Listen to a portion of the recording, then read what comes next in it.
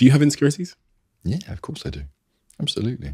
Or my nose, my ears got any bigger, which they do. They're only things that came like, I just look like the BFG. So Ironically, for Gandy, this particular insecurity is actually a huge part of what makes him handsome.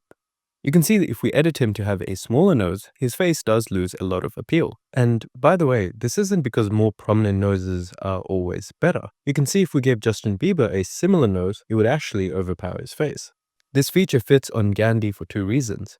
First, at about 6'3", with a bulkier frame and older age than most models, Gandy fulfills a rugged, masculine archetype in his photo shoots, and a button nose really does not fit that image. Second, if you look at his features around his nose, his deep-set, hooded eyes, and his strong brow ridge, if the nose was diminished, his gaze would look almost too intense. This is something that people have said about fellow male model Sean O'Price's gaze, where although his eyes are quite similar to Gandy's, his nose, and indeed the rest of the face, it is far softer, which makes his eyes look stronger by comparison.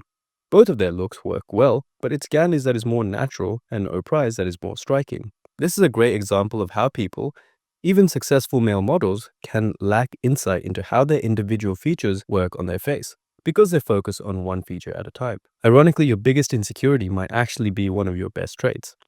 This is part of why at Koovs, we think analyzing the face holistically rather than piece by piece is key to understanding how to look better. If you want to get your facial analysis, click the link in bio at koovs.com.